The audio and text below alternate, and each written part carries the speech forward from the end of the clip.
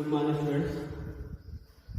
In the last video, we have discussed about the invertible function and composition of the functions.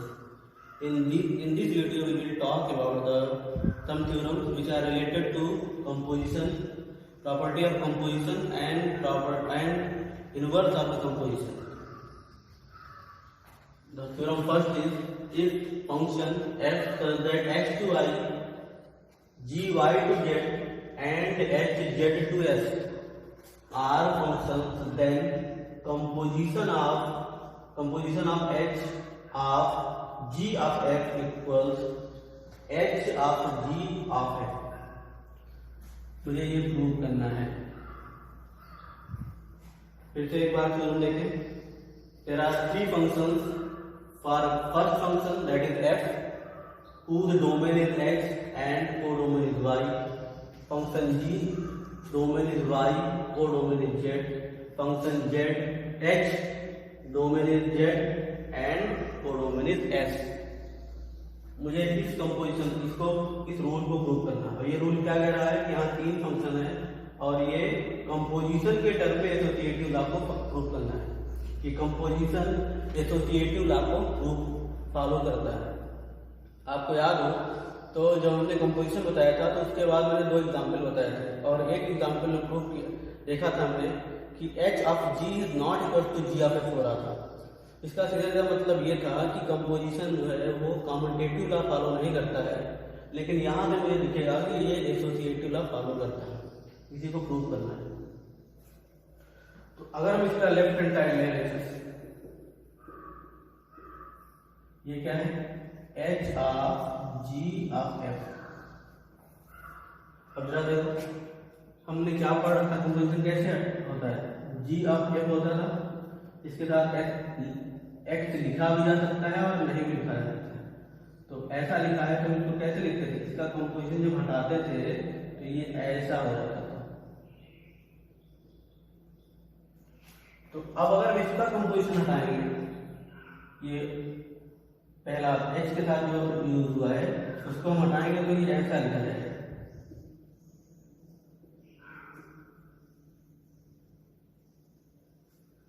अब अगर इसको हटाया जाए होता क्या है, ये जब हटता है अब यहां से दिख रहा है कि जो एफएक्स आएगा x के टर्म में ये इसका डोमेन है.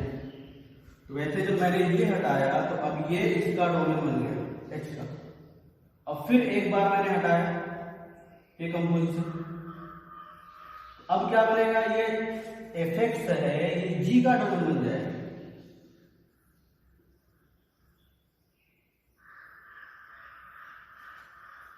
एक लेफ्ट हैंड साइड हमारी ये. अब जरा राइट हैंड साइड पे आते हैं. ये क्या है h of g of f, ये इन ब्रैकेट. अब इस ब्रैकेट के बाहर वाले कंपोजिशन पहले हटाए, ये हटाया मैंने, ये हो गया h ऑफ g और ये हो गया fx. कंपोजिशन हट गया और अब ये क्या हो गया, इस पूरे फंक्शन का डोमेन बन गया. fx क्या हो गया, h ऑफ g का डोमेन बन गया. अब एक बार और मुझे इसको हटाना, h हटाया, h का बीच वाला कंपोजिशन हटाया, अब क्या हो जाएगा, g है, अब ये इसका डोमेन बन जाएगा. यहाँ क्या लिख रहा है कि left hand side equals right hand side. क्या रूल मिला, composition of functions follows associative law.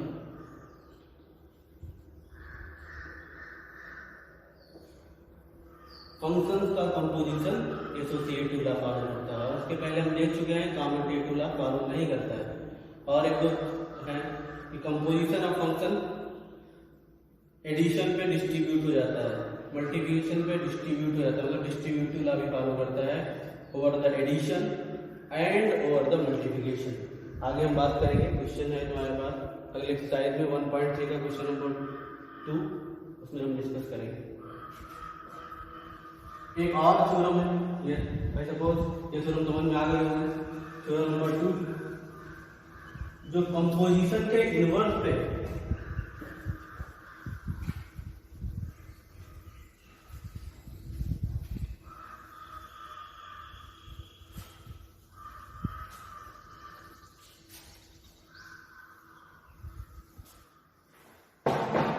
वो थ्योरम ये कहती है कि so that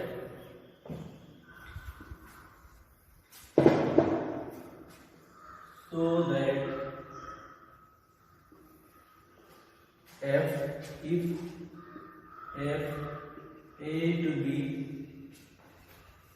and g b to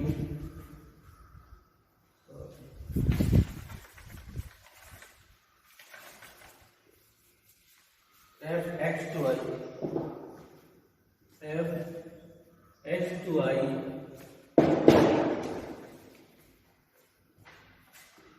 x to I and g y to z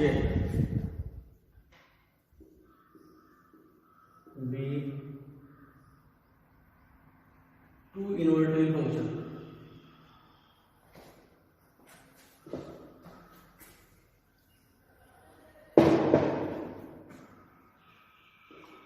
Let if f(x) to I and g(y) to z be two invertible functions,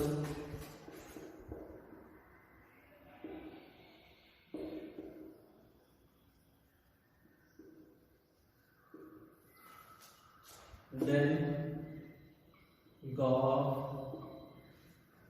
is also invertible with g of f whole inverse equals f inverse of g inverse.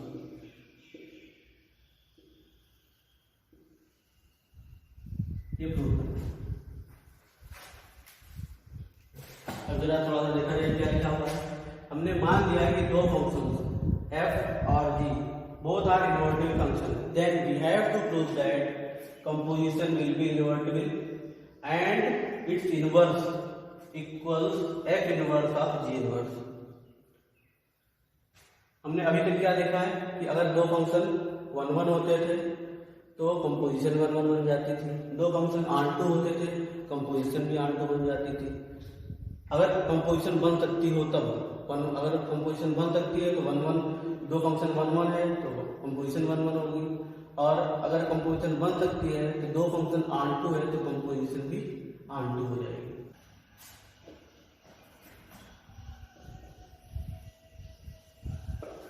अगर कोई function invertible होता था, जैसे suppose ये f function है हमारा, ये x है ये fx है, x था, x क्या है डोमेन, x का कोई एलिमेंट है और y है वो डोमेन हमारा। अगर f के अंदर में जाता था तो इसको fx से डिफाइन करते थे और इसको हम y लिख देते थे। अगर सपोज इसका इनवर्स एग्जिस्ट करता था तो क्या होता था, ये मान लेते हैं हम इसको हम f इनवर्स बोले या फिर g बोले। अब जैसे x को x था f के अंदर में डिफाइन हुआ, fx बन गया, इसको कोडोमेन इसकी रेंज निकाल लेंगे। उसी तरह से जब इसका इनवर्स डिफाइन होगा अपना डोमेन लेके आएगा, इसका डोमेन क्या होगा y, ये हो जाएगा gy इक्वल से gy क्या होगा, इसका इनवर्स की डेफिनेशन होगी अगर इनवर्स एग्जिस्ट कर रहा है तब। अब हमने देखा था कि अगर इनवर्स एग्जिस्ट होता था, इनवर्स प्रूव करने के दो मेथड होते थे, 1 1 R2 लेना और दूसरा है कि इसकी कंपोजिशन लेना। इस पर पिछले वीडियो में बात हुई थी। अगर हम ये कंपोजिशन का है थ्योरम तो इसको कंपोजिशन की बात करें तो कंपोजिशन में क्या होता था कि हम क्या प्रूव करते थे, f of g equals f of g equal क्या आता था, g का डोमेन क्या है, जैसे यहाँ पे फंक्शन है हमारा f क्या है x to I और g में f इनवर्स ये क्या है y to x। तो यहां पर f ऑफ g जब लिखोगे g का डोमेन क्या हो जाएगा y, identity element of y prove करते थे और जी ऑफ एफ इक्वल्स क्या प्रूव करेंगे, आइडेंटिटी एलिमेंट ऑफ एफ का कौन सा डोमेन है, X, identity element of x prove करेंगे। अब यहाँ पे जी है क्या, अभी तो मतलब ये हमने किया है, ये हमने समझा है कि इन्वर्टिबल प्रूव करने के लिए दो मेथड होते हैं। एक मेथड होता है जिसे हम 1-1 ऑन 2 मेथड या बाई टू प्रूव करके उसका इन्वर्स निकाल सकते हैं, या फिर कंपोजिशन लेकर निकाल सकते हैं। तो चूंकि ये कंपोजिशन का इन्वर्स की बात की गई है तो हम यहाँ पे कंपोजिशन वाला रूल देखेंगे कि कोई फंक्शन को कंपोजिशन लेकर कैसे इन्वर्स निकालते हैं। तो क्या करते थे, अगर ये इन्वर्टिबल होता था तो एफ और जी का composition, F of G, G means F inverse में आइडेंटिटी एलिमेंट ऑफ वाई आता था। ये आइडेंटिटी एलिमेंट ऑफ वाई क्यों आता था, क्योंकि ये जी का डोमेन है, वाई कहाँ का डोमेन है, जी का डोमेन है। और जी ऑफ एफ लिखते थे तो क्या होता था, एफ का डोमेन जो बाद में आता था, जो बाद में होता है उसी का डोमेन आता है। मतलब ऐसा इसलिए होता है क्योंकि जी वाले को एफ के टर्म में एक्सप्रेस करते हैं। तो एफ हमारा किस में है, एक्स के टर्म में, तो आइडेंटिटी एलिमेंट ऑफ एक्स आता है। अगर इसी को यहाँ से जी हटा दें, इनवर्स के एफ का इनवर्स लिख दें, इसी रूल को ऐसा लिख सकते हैं,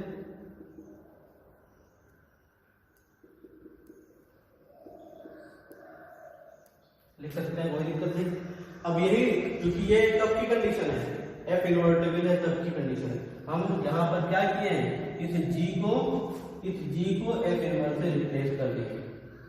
और दूसरा एक फंक्शन जी भी है अलग से, क्योंकि यहाँ पर जी एक अलग से फंक्शन मान लिया, एक फंक्शन जी है और इसका डोमेन क्या है, वाई, को डोमेन क्या है, जेड है। यहाँ पर कोई एलिमेंट सपोज स्मॉल वाई है, अब ये जी के अंदर में जाएगा तो ये जी वाई बन जाएगा। अगर इसका इन्वर्स एग्जिस्ट कर रहा है, उसने बता दिया इन्वर्टिबल है तो एग्जिस्ट कर रहा है। अब क्या होगा, जी ऑफ जी इनवर्स का डोमेन कौन सा है, जी इनवर्स। अब यहां देखो एक बार, जी ऐसा है, जी हमारा क्या है, वाई टू जेड है, जी इनवर्स क्या हो जाएगा, जेड टू वाई हो जाएगा। तो जी ऑफ जी इनवर्स का डोमेन क्या है, जेड, यहाँ पे सेकंड वाले का डोमेन आता है। फिर जी इनवर्स ऑफ जी क्या हो जाएगा, जी का डोमेन, ये वाला फंक्शन, इसका डोमेन क्या है, y, identity element of Y हो जाएगा। मतलब ये दो फंक्शन अलग अलग इन्वर्टिबल हैं। अब इनकी कंपोजिशन बनाने पर देखना है कि जो इसकी कंपोजिशन एग्जिस्ट कर रही है वो भी इन्वर्टिबल होगी। और मैंने अभी बात की कि कंपोजिशन एग्जिस्ट करेगी, क्योंकि गॉफ में एफ का, गॉफ जब लिखते हैं गॉफ के टर्म में लिखना है तो एफ का कोडोमेन दैट इज दिस और इसका डोमेन दोनों सेम है, तो कंपोजिशन हम बना सकते हैं। और बनेगी, कंपोजिशन बनेगी तो उसको वो भी इन्वर्टिबल होगी और उसका इन्वर्स ये आएगा, ये प्रूव करना है। तो बहरहाल अब हम बात, ये दो अलग अलग फंक्शन इन्वर्टिबल होते हैं तो ये हमारे पास एक रूल, एक चीज दिया गई, एफ के इन्वर्टिबल होने पर और जी के इन्वर्टिबल होने पर ये कंडीशन है। अब इनके कंपोजिशन, इनका कंपोजिशन बना के देखते हैं। तो ये चीज हम अलग से कहीं नोट कर लेते हैं, F of F inverse equals identity element of Y, F inverse of F identity element of X, G of ji inverse identity element of Z और G inverse of G identity element of Y.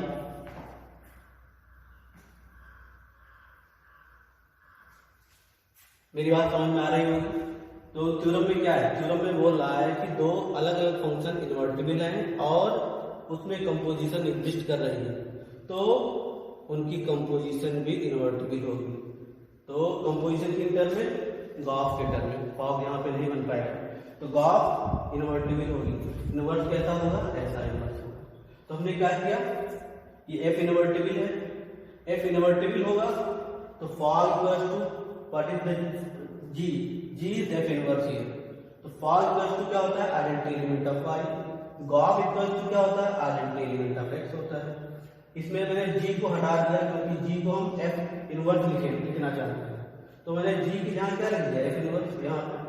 तो F of F inverse क्या हो गया, identity element of Y, और यहाँ पर क्या हो गया, एफ इनवर्स ऑफ एफ क्या हो गया, आइडेंटिटी एलिमेंट ऑफ एक्स।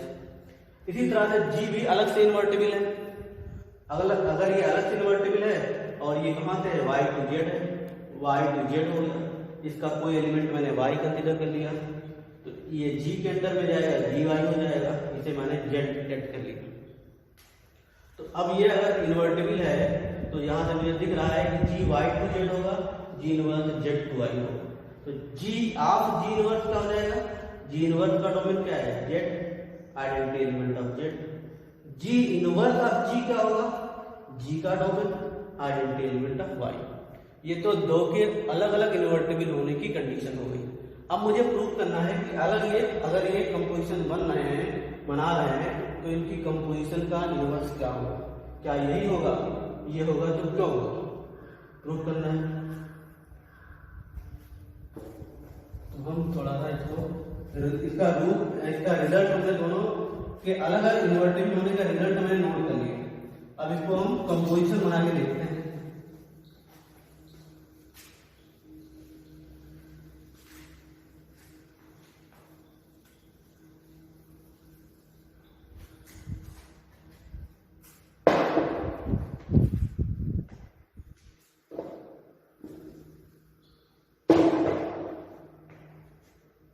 मान लेते हैं ये एफ फंक्शन हो गया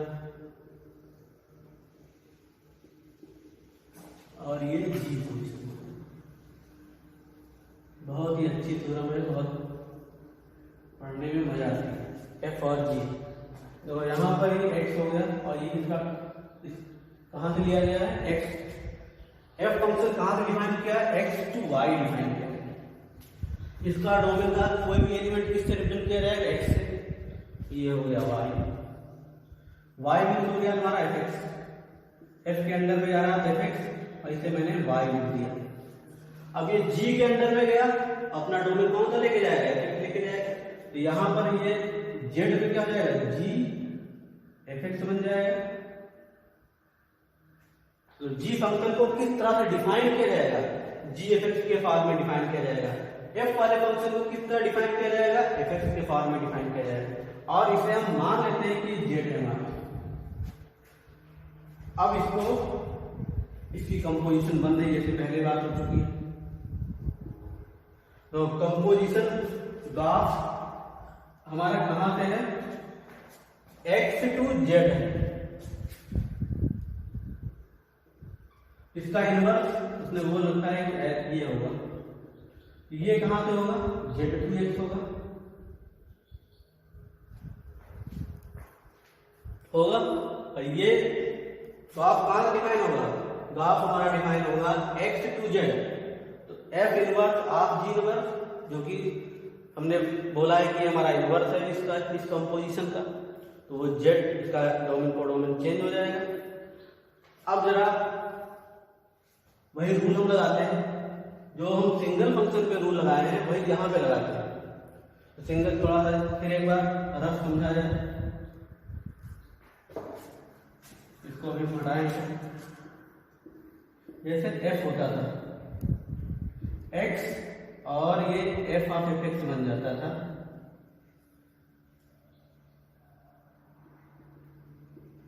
इसे हम वाई लिखते थे। अब जब इसका इनवर्स एग्जिस्ट करता था, ये सपोज एफ इनवर्स, जब हम यहां लेके आते थे तो ये एफ इनवर्स वाई होता था, ये हमको पता है। अब होता क्या था, एफ ऑफ, अगर ये इसका इनवर्स है, ये मतलब एफ इनवर्स, इसको हम बोल रहे हैं कि इसका इनवर्स होता था, तो मुझे ये प्रूव कर दिया जाए तो प्रूव हो जाता था। F of F inverse that is y. अब इसका एफ इनवर्स का डोमेन क्या है, पाई, अगर आइडेंटिटी एलिमेंट ऑफ पाई आ जाए, और एफ इनवर्स ऑफ एफ का डोमेन क्या है, X, identity element of X आ जाए। अगर ऐसा आ जाता है तो हम ये प्रूव कर देते हैं कि जो एफ इनवर्स है वो एफ का इनवर्स है, जिसको हम एफ इनवर्स से डिफाइन कर रहे हैं वो एफ का इनवर्स है। ये कंडीशन तभी अराइज कर सकती है जबकि ये इसका इनवर्स हो। एफ इनवर्स जहाँ पे लिखा जा रहा है वो एफ का इनवर्स होगा, तभी आइडेंटिटी एलिमेंट ऑफ वाई आएगा और ये आइडेंटिटी एलिमेंट ऑफ एक्स आएगा। और कैसे ये आता है वही बात हो चुकी है। एफ इनवर्स का डोमेन वाई, क्योंकि फंक्शन क्या था एक्स टू वाई था एफ के टर्म में, एफ इनवर्स के टर्म में वाई टू एक्स है। तो जब हमने एफ ऑफ एफ इनवर्स लिखा, एफ इनवर्स का डोमेन क्या हो गया वाई, और एफ इनवर्स ऑफ एफ लिखा, ये एफ बाद में है, इसका डोमेन क्या है एक्स। अब जरा इसी रूल को यहां लगाएं, तो जी ऑफ एफ, और अगर ये इसका इनवर्स है, F inverse of ji inverse क्या होना चाहिए, इसका डोमेन क्या है, याद रखो आइडेंटिटी एलिमेंट ऑफ जेड होना चाहिए, क्योंकि F inverse of ji inverse का डोमेन क्या हो जाएगा जेड, और ये भी होना चाहिए इसका डोमेन क्या है एक्स। अगर इतना प्रूव हो जाए तो हम ये सिर्फ प्रूव हो जाएगा कि ये जो पार्ट है ये इसका इनवर्स है। अब जरा इसको देखा जाए, इसे हम डाल रहे हैं इसको बोर्ड से।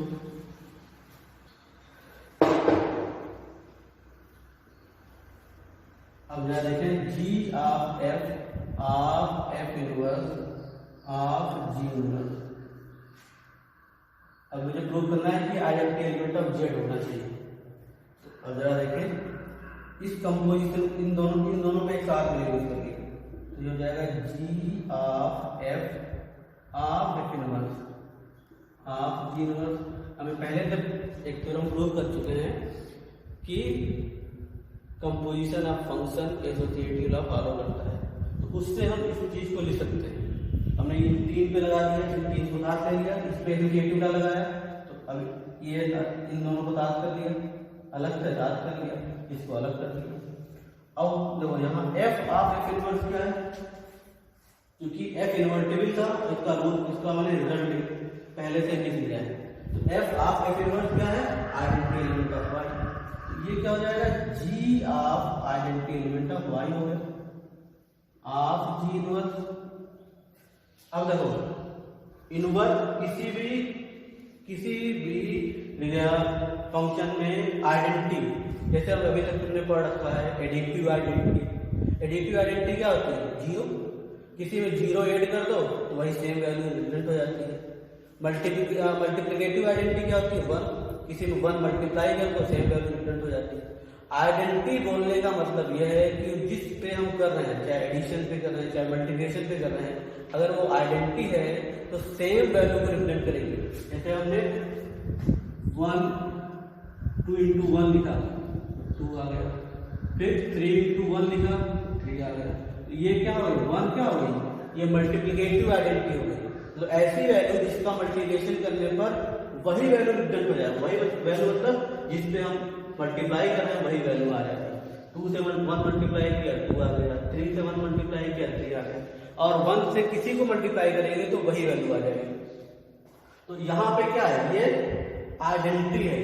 तो अगर हम इस ऑपरेशन पर भी इसको इस आइडेंटिटी का रूल लगाएंगे तो ये सेम वैल्यू देगा। सेम वैल्यू का मतलब ये जी रह जाएगा और आइडेंटिटी के साथ एसोसिएट हो जाएगी। अब ये क्या होता है जी ऑफ जी इनवर्स बच गया। अब जरा फिर जी वाले को देखें, जी ऑफ जी इनवर्स क्या होता था, क्योंकि जी इन्वर्टिबल होता था और मैंने ये पहले से निकाल दिया है। ये क्या है आइडेंटिटी एलिमेंट ऑफ जेड, हमें ऑलरेडी पता है। फिर इसका इनवर्स, इसको फिर से मैंने चेक करने के लिए लिखा f inverse of ji inverse of ji of f. अब एक बार फिर से एसोसिएटिव लगाते हैं इन 3 टर्म, इसको मैंने फ्री कर दिया। इसको हम लिख सकते हैं F inverse of ji inverse of G, और इस जी को मैंने बाहर। अब अगेन देखो जी इनवर्स ऑफ जी क्या है, मैंने ये लिख रखा है जी इनवर्स ऑफ जी, क्योंकि जी इन्वर्टिबल होता था है और मुझे ये पता है कि जी इनवर्स ऑफ जी क्या है आइडेंटिटी एलिमेंट ऑफ वाई मैंने निकाला है। तो तो ये क्या हो गया, f inverse of identity element of y, sorry ये एफ, और इसके साथ ये है एफ। अब फिर से वही जैसे यहाँ पर भी identity element of y g inverse of g are हमारा। अब इसके साथ ये एसोसिएट हुआ, खत्म हो गया, खाली बचेगा क्या, एफ इनवर्स ऑफ एफ हो गया। अब एफ इनवर्स ऑफ एफ हमारा है क्या, एफ इनवर्स ऑफ एफ हमारा है आइडेंटिटी एलिमेंट ऑफ एक्स, हमने पहले से लिख रखा है। हम देख सकते हैं कि ये मुझे प्रूव करना था इन्वर्टिबल बनाने के लिए कि G of F of F inverse of ji inverse equals identity element of Z, F inverse of ji inverse of ji of F equals identity element of X. तो मुझे यहाँ से एकदम क्लियर दिख रहा है कि इन दोनों का कंपोजिशन लिया, आइडेंटिटी एलिमेंट ऑफ जेड आया, इन दोनों का कंपोजिशन लिया, आइडेंटिटी एलिमेंट ऑफ एक्स आया। तो इसका मतलब क्या हो गया, therefore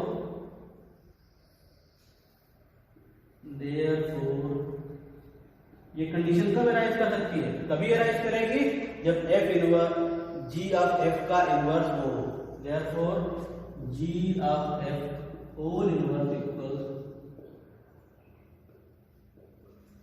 जी इनवर्स।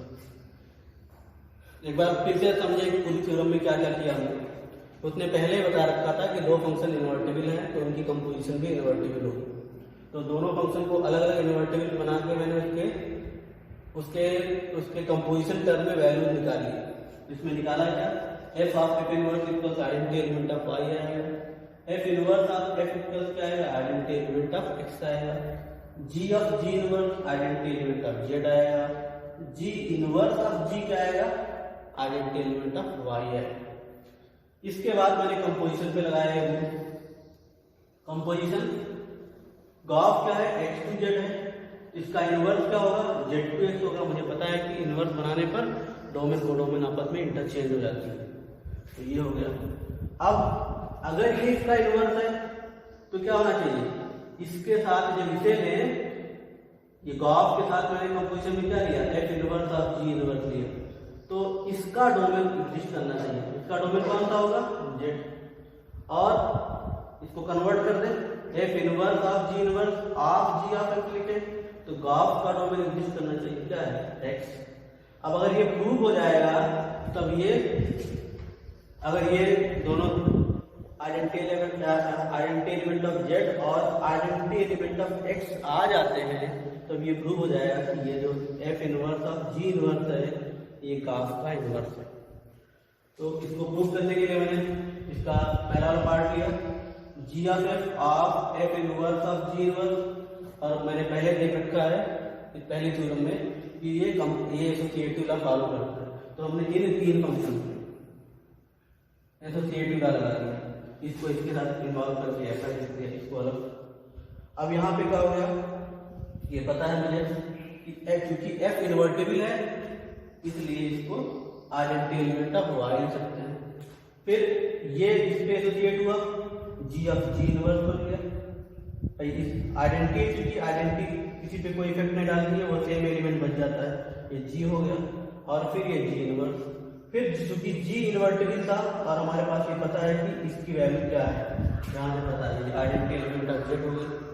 फिर इस तरह से इसका कन्वर्ट करके मैंने निकाला, F inverse of ji inverse ji of X, इन तीन टर्म को साथ लिया, इन दोनों को साथ ले लिया, तो ये हमारा कंपोजिशन क्या कि इन तीन टर्म को इन्वॉल्व कर लिया। F inverse of ji inverse of G कर लिया, फिर ये आइडेंटिटी बन जाएगी, इसको आइडेंटिटी के साथ लगाया तो एफ इनवर्स ऑफ एफ बन गया। फिर मुझे पता है इसको ये आइडेंटिटी एलिमेंट ऑफ एक्स होगा। अब यहाँ से ये रिजल्ट हमको मिल गए, इससे प्रूव हो गया जो सेकंड जो F inverse of ji inverse है वो गॉस का इनवर्स है। Thank you. In next video we will talk about the exercise 1.3.